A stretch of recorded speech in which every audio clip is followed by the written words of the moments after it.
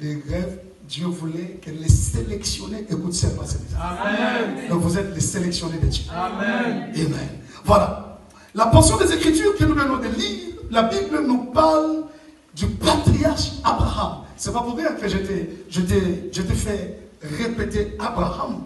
Parce que Abraham était avant Abraham. Dans Genèse chapitre 12, verset 1er, Dieu dit à Abraham, parce que Abraham veut dire père élevé.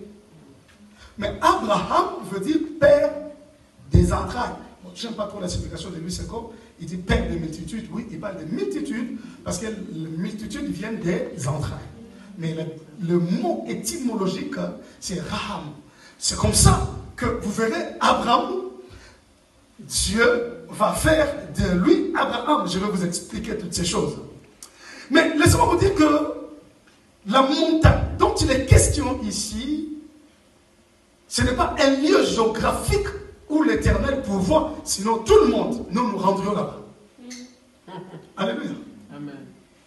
Parce que s'il y avait une montagne où Dieu pourvoit aux besoins de ses enfants, en tout cas, je vous dis, il y aurait les services de douane là-bas, il y aurait les services de payage là-bas, parce que tout le monde doit aller rencontrer Dieu.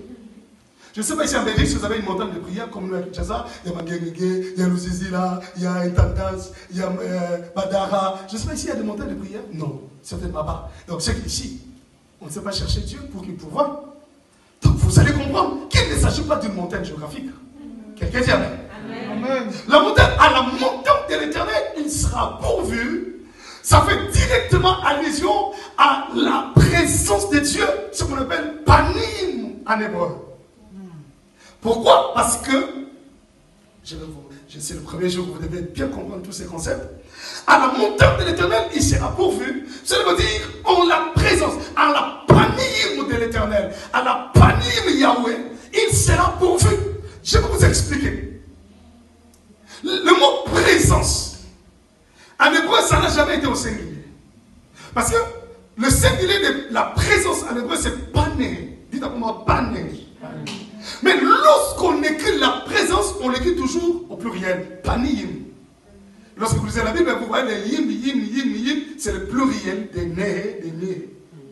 Donc, lorsqu'on écrit la présence, ça a toujours été au pluriel. Pourquoi? Parce qu'il s'estime que dans la présence de Dieu, Dieu se manifeste sous ses plusieurs facettes. Amen. Oh God. Donc, quand Dieu vient, comme Yahweh, comme Elohim, lorsqu'il descend, il vient avec tous ses attributs. Quelqu'un peut le voir comme le Dieu qui guérit, l'autre peut le voir comme le Dieu qui pouvoir, l'autre peut le voir comme le Dieu qui élève, l'autre peut le voir comme le Dieu des lumières, l'autre peut le voir comme le Dieu pourvoyeur, l'autre peut le voir comme le Dieu qui défend ses enfants. Il se présente sous ces plusieurs facettes. C'est comme ça que là où Dieu est, Dieu peut pourvoir à tous tes besoins. Comme ça a été le cas d'Abraham. Quelqu'un dit Amen. Amen. Alors nous allons nous rendre compte que, oh yes, la montagne dont il est question, comme je vous l'ai dit, c'est la présence de Dieu. Donc dès lors qu'il est là, dès lors que Dieu est là, quel que soit l'endroit, il va pourvoir. C'est comme ça que vous verrez Dieu dire à Abraham, tu iras à Morija, sur l'une des montagnes que je te dirai.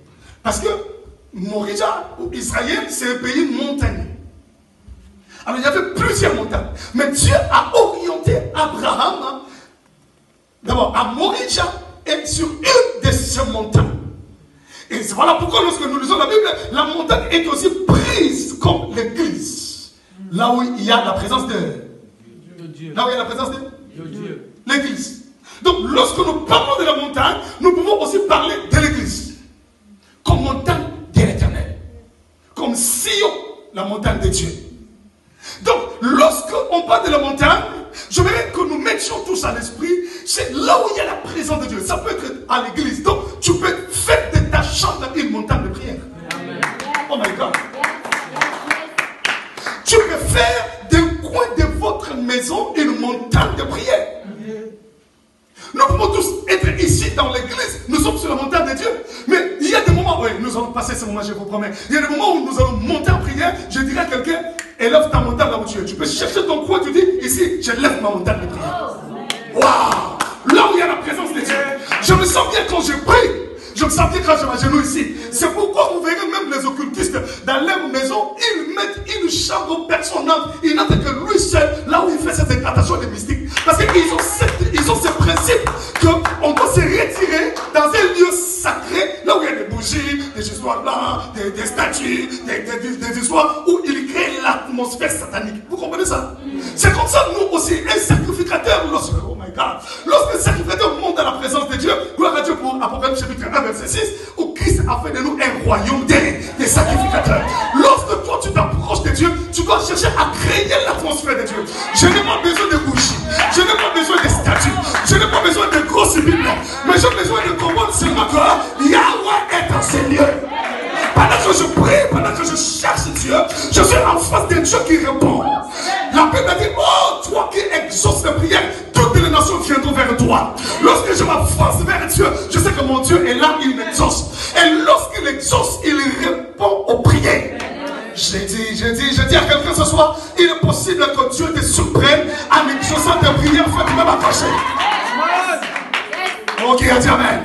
Il est possible que le Seigneur te surprenne agréablement. Je suis en train de parler comme prophétisant, comme annonçant les oracles de l'Éternel, parce que nous sommes le